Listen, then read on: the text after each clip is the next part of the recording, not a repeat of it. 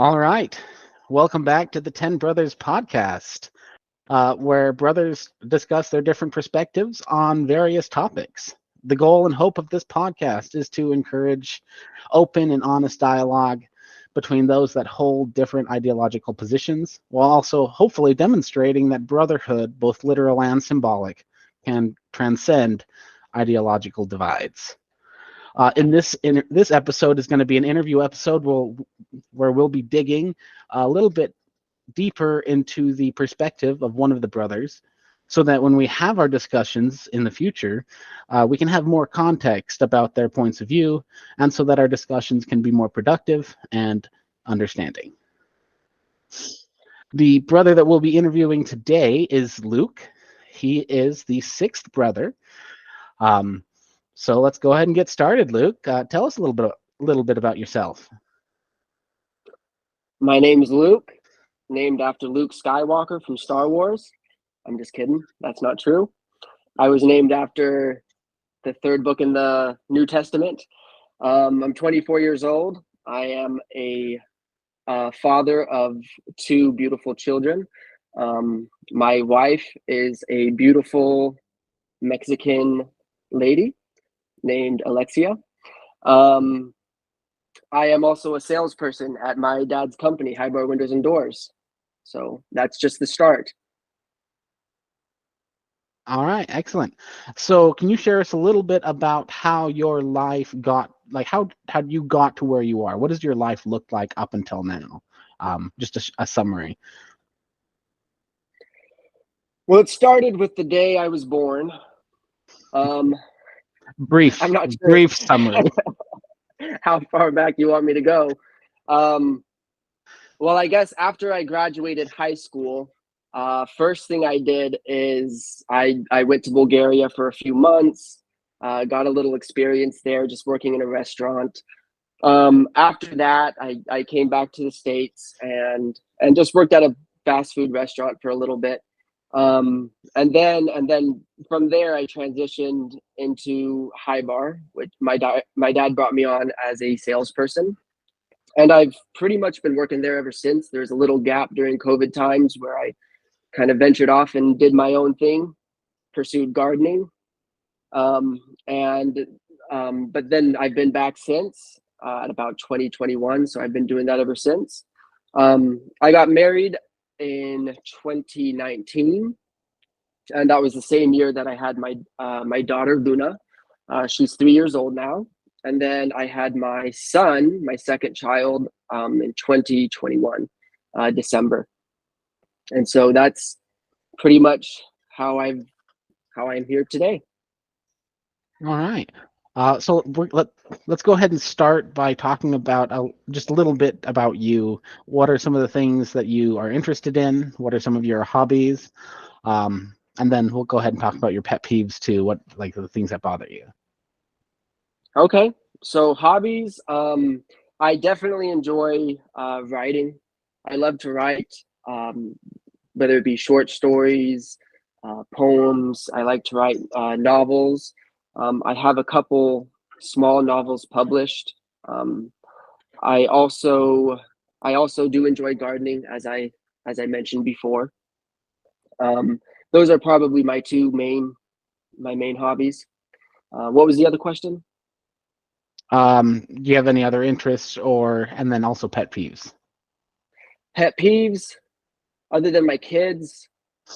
Um, just kidding. No, I love my kids. Pet peeves. I mean, I don't know. Probably just when people aren't too open minded, I guess in general, or when they don't kind of consider your perspective, when they seem pretty shut off to you. That's pretty bothersome when people are like that. Um, but other than that, I'm pretty sure my pet peeves are same as everyone else's. Where it comes to just things that annoy them, but nothing in specific I can think of other than that. Yeah, I can imagine that would be frustrating when people just aren't willing to consider your perspective. Right. All right, we are going to go ahead and get into some stuff that's a little more personal. So, are you willing to share something that you've like struggled with or overcome in the past? Something that's kind of made you you? Yeah, there's all sorts of different struggles and trials. Even the journey into fatherhood, that was a little bit of a struggle. Um, and just learning how to be a father, and then constantly questioning every day if I'm good enough, and if I'm enough for my own child. And so there's everyday challenges like that. There was a challenge that we all shared as a family, as siblings. We lost Justin, our oldest brother, and that's something that I think has definitely shaped my life quite a bit into what it is today, and has shifted my perspective. um, so there's a lot of different things that I've been through, and that even we've been through together, um, that have really brought out who I am as a person, I'd say. Yeah, I'm. Justin is definitely a big one, I think, for all of us. Thank you for mentioning him. Uh, he's one of the brothers. He's one of the 10 brothers, and unfortunately, going to be essentially the one that will not be making an appearance on this podcast for understandable reasons. But he is someone that we kind of all carry with us. All right. What was it like for you growing up as the sixth brother or the ninth kid in a family of 15, and how did that affect you? Oh man, that's a question. That was, it was definitely, a house that full. There was always something going on. It was always full of people, one way or another. And I could be a pretty mischievous child. And so I would, even use having that many kids in the household to my advantage sometimes, to do mischievous things, because I could get away with something like, sneaking into the candy bars or something like that, and leave evidence out everywhere, but nobody would figure out it was me, because it could have been anyone. There's just so many different people it could have been. And so I got into a lot of trouble when I was younger. Um, that sort of thing would always get me attention, which I guess I appreciated in a sense. And in the last video, Arthur did bring up how it was very competitive, and it was, in a family that big, we're all in a sense constantly kind of competing with each other, and it's like in a very real world sense too, because that's how the real world is. It's just very competitive. And with the siblings, it's not quite that we were at each other's throats. We were sometimes, but it was a very, it was a very competitive family in that sense. And so we had, you know, things like rubber band wars between us. And, it was just always, it was fun. It was chaotic. It was just, always something going on. And so, but kind of a double-edged sword, like I said, because I did get into a lot of trouble, and I'd use the big family thing to my advantage. So not always a good thing, but it's what I did growing up. Yeah, it was definitely fun. I definitely remember. Chaotic is a very good word.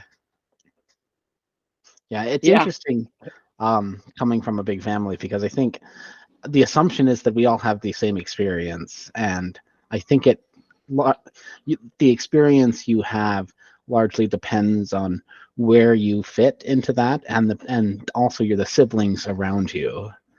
Um, like you right. were um, basically on both sides. You had brothers, and I think that made an impact versus say like myself, where like I have sisters on both sides.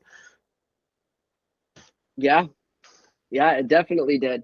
And you're absolutely right. Every experience, between every individual was just vastly different. And you can tell, and it's demonstrated because you can see we're all completely different from each other. I mean, in different, views, beliefs, ideologies. Part of the reason you made this podcast, and so it's pretty crazy to see.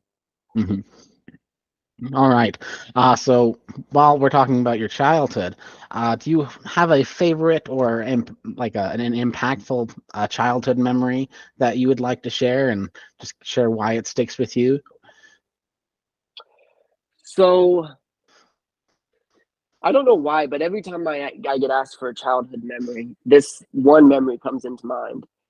And earlier that day, I had stepped on a bee, and so I got stung in the foot, and my foot was just swollen up, and it was just pretty bad. Mom had put clay on it to kind of draw the toxins out, but I think we must have put it on a little bit too late or something, because it was pretty swollen up. And later that day, we had a fathers and sons outing, and so that was pretty devastating because I had this massive swollen itchy foot for this fathers and sons outing. And so we go to this outing, and it's pretty long day, and I just gonna get an early night's rest because I've just got this foot and I'm limping around and it's itchy. So I'm just gonna go to sleep early. So I get in bed in my tent and I'm trying to fall asleep. And then a couple hours later, Arthur, he comes in, he gets into the tent too, and he zips it shut and he's getting to his sleeping bag. And I'm just kind of ignoring him, trying to get some rest. And he says, "Luke, open the tent." And I'm like, what? What could this kid possibly want? "Luke, open the tent. I'm going to throw up." And I'm like, oh, crap. So I'm trying to open the tent, but he did something and it was jammed. And so he just vomits everywhere. And he'd probably eaten 4 or 5 hot dogs during this outing. And so it just splattered everywhere. And he does it multiple times, just waterfalls of vomit. And it just starts to fill up the tent gradually, inch by inch, and I could feel it seeping into my pajamas and onto my itchy, swollen foot. And I'm screaming, "Help! Somebody help me!"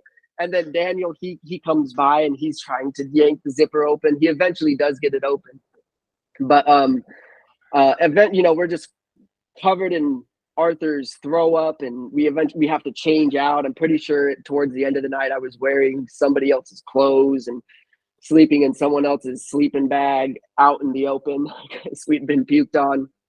But yeah, that was I don't know why that's the story that comes to me whenever I get asked if I remember childhood memory. And so, but I guess it perfectly defines what it's like growing up with a big family, because it's just you expect it to be a nice, calm night, and then something happens and you get thrown up on. And so that's just how it is. I'm sure that prepared you for being a parent. Oh, yeah. Every other night. All right. Let's go ahead and talk about your spiritual beliefs. I know that we were all raised LDS. And then I know that your spiritual journey has taken a different path. So would you describe yourself as a spiritual or religious person right now? So I would consider myself spiritual. I don't think I would consider myself religious. I don't, I wouldn't say that I belong to any particular denomination of religion, but I do consider myself spiritual because I believe the very aspect of reality to be very spiritual. So that's how I'd answer that question. Okay. How would you describe your spiritual beliefs then? So I believe that every person's life is individual to them. It's just it's a very personal, individual experience, and it's different for everyone.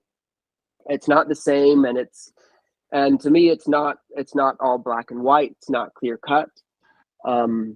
What's the same for me isn't going to be the same for you, and so, and that's one of the, I suppose, issues that I've seen with religion and why I've withdrawn from it, is because religion seems to tend to kind of force things into a box, so to speak. And things that are supposed to be, I suppose, infinite and supposed to, be eternal, but it forces us to put them into a box and to, really conceptualize them. And some of these concepts that are, far beyond our understanding. All right. Well, thank you for sharing that. Can you explain why you believe what you believe and like the path that kind of brought you to that point? Well, definitely fatherhood is something that's brought me kind of to a point in myself where I had to question truly everything and what it is that I believed. Because I couldn't teach my children something that I was just, a little unsure about, or something that I doubted. Whatever I taught them had to be something that I knew to be true. And I felt obligated to that, whatever it was, it had to be something that I knew. And of course, encourage them to find truth for themselves. But it would be my obligation to teach them the things that I knew and not necessarily the things that I doubted. And so that was perhaps the first step. And it, began with kind of shredding everything down to the basics of what I actually did know and what I could say that I knew, what was factual, and what I believed. And that's, I suppose, where it all began. And so it took baby steps. And so eventually I came to know that that I'm not 100% certain if I know all the things in say the Bible or the Book of Mormon or say Jesus Christ ministry. I can't necessarily say I know all of those things happened. I haven't seen them. I haven't, there's just a lot of missing information out there. There's a lot of potential for things to be mistranslated or misinterpreted. So I can't say that I for sure know. But it is a matter of belief. And so I can say that I believe in these things and these symbols and whatnot. And that's where a lot of it comes from, is that I believe that a lot of life really is how do I put this?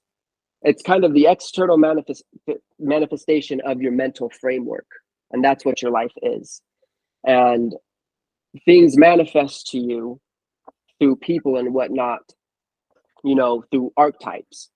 And so, through your mother, in-laws, me, your own brother, these people and whatnot, when they come to you mentally, they're archetypes, and they fulfill some sort of mental archetype role to you. And that's what the Bible is. A lot of that. It's a lot of these archetypal stories and a lot of these metaphors that help us understand life and that help us give it meaning, down to Christ's resurrection, which is one of the main ones that I use, because Christ's resurrection to me is very symbolic of us laying down our egos and becoming reborn again. And it's a process that each of us go through as humans. It's almost the very core of our existence, is letting down our egos and becoming a part of the greater whole. And that is the archetype of Jesus Christ, so to speak. So just to make sure that I understand and I see where you're coming from, when you mention archetypes, that sounds very much that sounds like that's coming from your like background as a writer. Would you say that's accurate? Because I know there's like the hero's journey there, and there's specific archetypes within those kind of books. You have like the old wizard. I forget what the specific archetypes are. Does that kind of feed into your beliefs? A little bit, yeah. And because the hero's journey existed before, even any of these writers did. It's a pattern of, it's a symbolic pattern in which we live our lives, in which we communicate through, in which we tell our stories. So it exists even beyond written stories because it's ingrained within us. So yes, I was supposed to answer your question, but I also believe it's something that's, it's a pattern that's ingrained within us, of something where we wake up every day, and the first step of the hero's calling, or the hero's journey, is that you have to accept the calling. You have some sort of calling, and you have to accept the call. And often the hero will go through a little side journey where they deny the call at first, and they have to be kind of edged back towards it, where they'll finally accept the call, accept whatever it is they're going to do. There's a threshold that they have to pass, and a threshold guardian that prevents them from going into the world of the unknown, until they get the key, or until they learn what they have to learn in order to pass through. But all of these things are symbolic of experiences that we will have in our own very lives, from waking up and going into work that day, going into the unknown and conquering the dragon and coming back with the elixir. I mean, every day we experience this cycle, and these archetypes, and not just that archetype of the hero's journey, but many other, is ingrained within our minds, and that's how we experience existence. So that makes sense. So you kind of see it as this transcendent thing, or transcendent thing that basically there's shadows of it everywhere because it's so core to humanity, is what you would say. Right. I would say so. Yeah, it's very, very interesting. Thanks for sharing that. All right. So how would you say that your spiritual beliefs specifically have impacted you and shaped you in the past? How did your spiritual beliefs in the past shape you before you held what you held the beliefs that you have now? And then how do your current beliefs continue to shape you and make you who you are?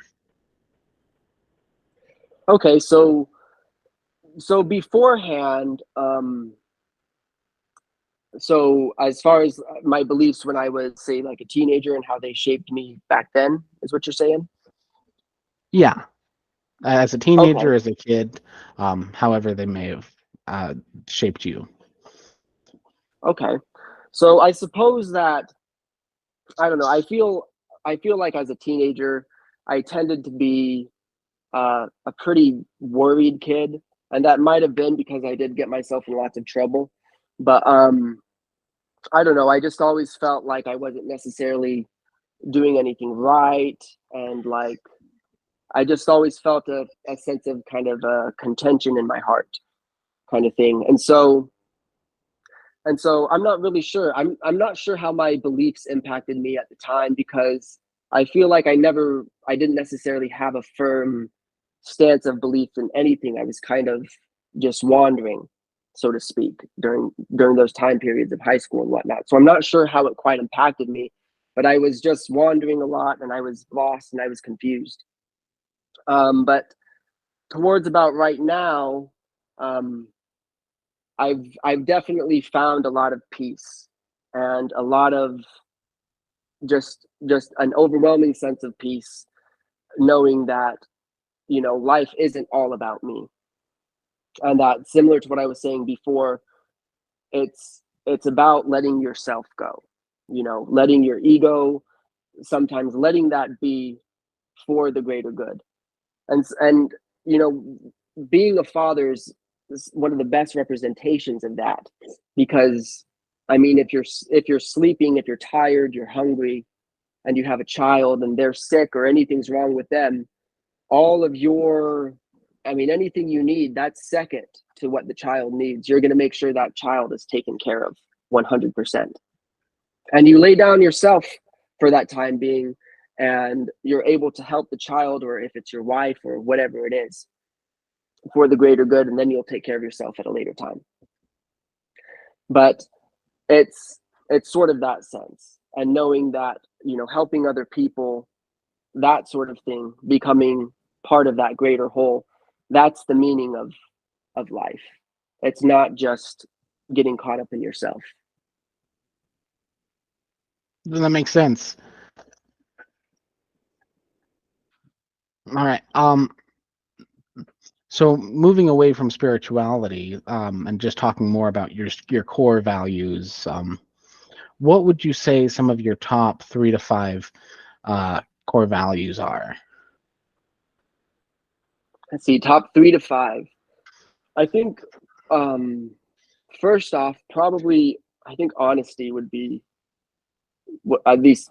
I think honesty's got to be the first. Yeah, because I think you can't really get anywhere if you're not honest with yourself, and you have to be truly honest with yourself. And I mean, not a lot of people are, and some people are scared to, and even me sometimes. I mean, it can be scary to really actually view yourself in the mirror for what you're truly capable of.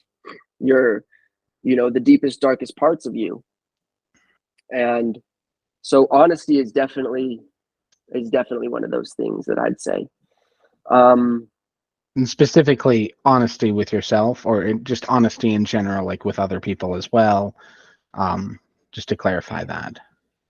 I would say, I mean, honesty more likely in general, because honesty with yourself is one thing, but you also want to be honest to others. You also want to have an honest persona, so that, I mean, you attract honest people, and that it'll make it so that the truth is easier to extract from you. An honest person, an honest person isn't afraid to say, I don't know, while a dishonest person might be more attuned to arguing their point. And so I think we should all aspire to be honest, not just to ourselves, but to others. And so that's what I mean by that. And as far as any others, I mean, there's a lot of them to be fair. So probably, having your dignity, having integrity. Um, I suppose those would be some others. All right. So, dignity and integrity. Why are those important to you? Well, it has to do with, the definition of your person, and what you stand for. It has to do with what you represent in the world. And so if you don't have any integrity, you know, what is it that you stand for? Do you even have a backbone to stand for yourself, your ideologies, things that you believe in, to stand for your family? So, those kind of things are pretty defining of a man's character, I'd say, and that's why those are important. All right.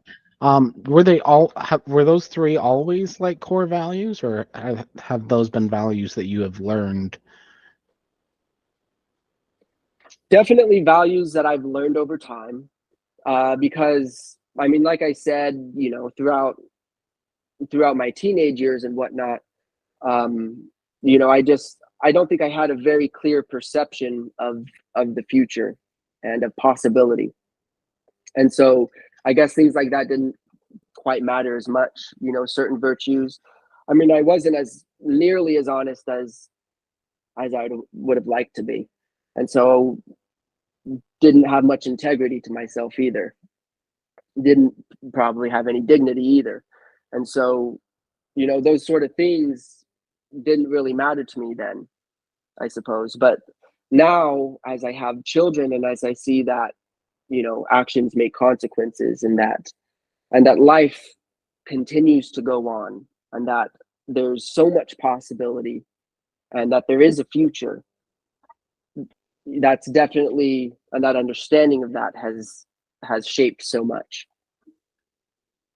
So, um, when would, if you don't mind me asking, when would you say that became a value? Like, what would you know if there was a moment in your life where um, that kind of solidified as a value, and what that moment was?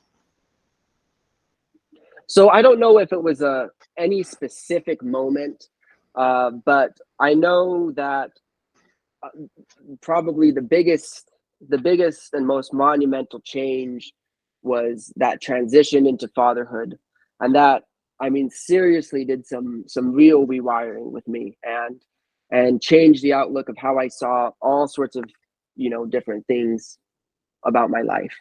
So probably if I could, point to a singular source, it would be when I became a father.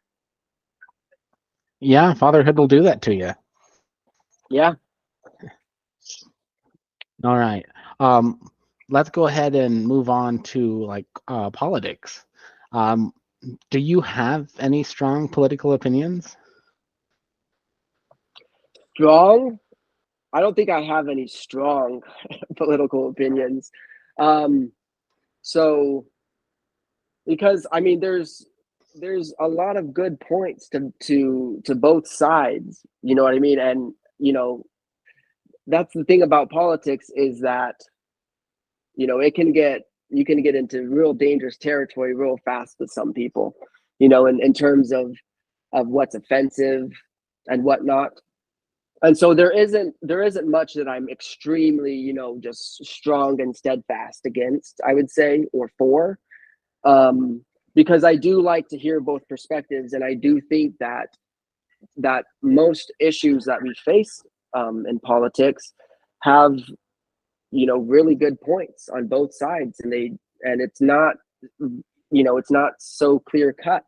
It's not just black and white, and that's the reason why we face so many problems that we do today. So so yeah, I will say that, I would hope that the immigration policy gets better, because so I have my wife is part of the DACA program, and when you're married into this, you're exposed to the lifestyle, um, a lot of immigrants, and some of the struggles and the trials that they share. And these are people that are truly coming from damaged countries, and they're just trying to make it, and they're just trying to, provide a safe, good life for their children, and no different than what our founding fathers were trying to do. No different than the whole purpose the United States was created. And so there's a lot of, things wrong. I could see a lot of reformation that needs to that needs to happen. But I wouldn't say that I'm educated enough in any single view to have a strong, stance on it. Yeah, that makes sense.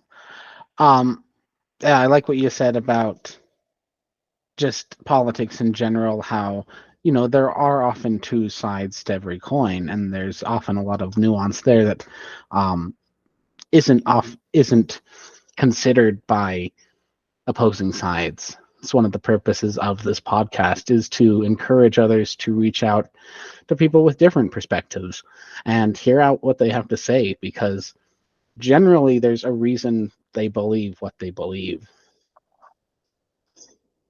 Um, so what would you say concerns you most about the current political climate?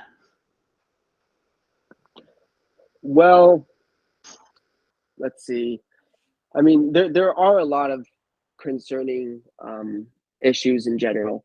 I mean, I did bring up the immigration policy, and that is one. Um, there's just, I mean, there's a lot of issues, and I can't necessarily think of a single one that.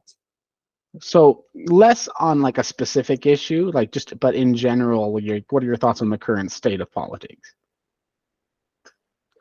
So, I know that, say, the supply chain isn't that good. I know that there's a lot of turmoil in other countries. Um, the war with Ukraine. There's just a lot of, crap going on, a lot of chaos in the world.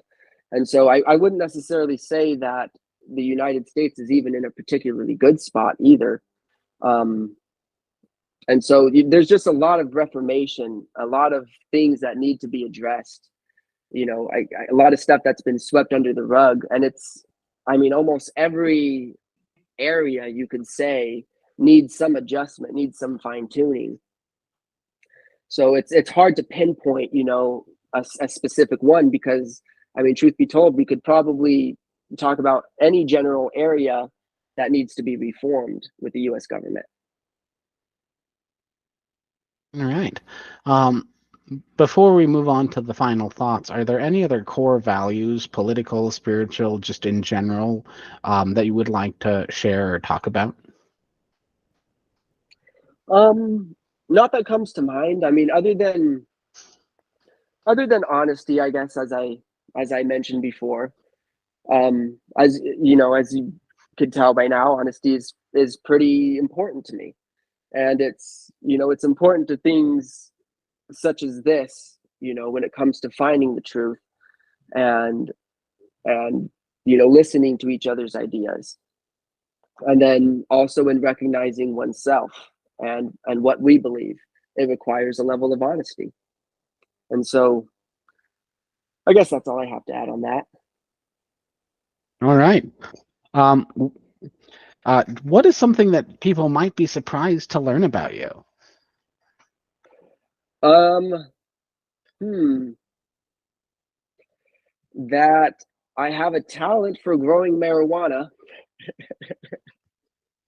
All right. It depends on, I mean, that might not be surprising to too many people, depending on who you are, but that's one thing about me. All right. We have a couple more fun questions. What is something that you wish more people understood about you or your perspective? Let's see.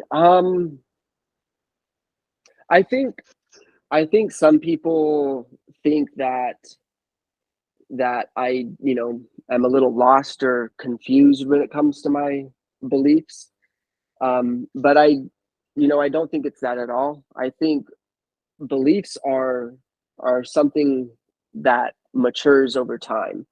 It's kind of like your understanding of reality and existence. And when you're a baby, you only can understand and comprehend so much.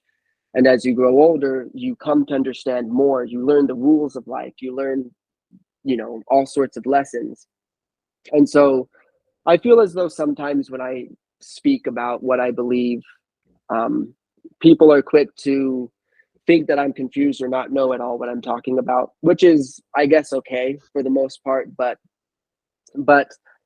I do wish, I suppose, that some people knew that it did take me a long time to learn what I've learned, and that while I'm not going to admit that I know everything, or that I'm even close to knowing all that is to be known, or even that all that I know is completely 100% true, I'm I'm not necessarily, just confused and flailing either.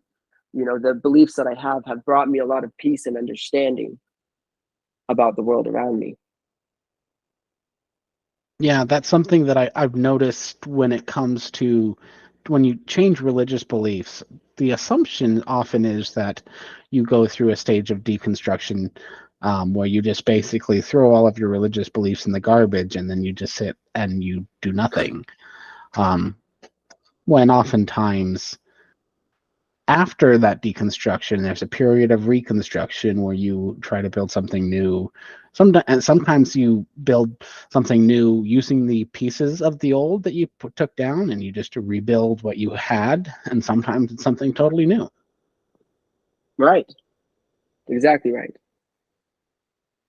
All right. What is a personal goal you have, and what are you doing to accomplish it? So I have a lot of personal goals. Um, One of them is to self-publish a novel. And one thing I'm doing to accomplish that is I do try to write every single day. The past couple of days have been a little bit bad, but I do try to write every single day. Um, and that's, something that I've definitely been trying to get into recently, because before the last month or so, I hadn't written for almost the whole year just straight. But it's something that I've started to pick up a little bit more, and it's tried to get back into the habit of writing every single day. So So that's my goal. Trying to, I want to self-publish my own novel. Yeah, it sounds like a great goal. I can't wait to see it. All right. In closing, would you like to close with one idea, principle, or value, just something you'd like to really emphasize to people? Off the top of my head, I mean, I don't want to sound like a broken track record, but I mean, honesty is just that thing that stands out to me. When you're honest, you attract honest people, but you push away dishonest people, because honesty can be intimidating to dishonest people. And so that's, you want to try to live your life and be as honest as possible. And that, I believe, will bring you the closest to truth that you can ever be. Yeah. And the other thing about honesty, at least especially in relationships, is I think it's key to have a genuine relationship. Because if you really think about it, if you're not being honest in a relationship, then do you really have a relationship with that person, or do they have a relationship with a false, like a mask of you, or a false projection? If you want a real relationship, it can only exist with honesty. Exactly right. And is it worth it, to have a relationship, regardless of what it is, if you're not being honest, if you have to, if the other person is having a relationship with a fake, with a mask. And then same applies to you. Would you rather have a relationship with a facade or with an actual person? All right. Well, thanks, Luke, for joining our podcast. It's been fascinating hearing your perspective. I hope it should give us a lot of context with our future discussions. And thanks for anyone who is listening. Hope you guys have a good day. Thanks for having me.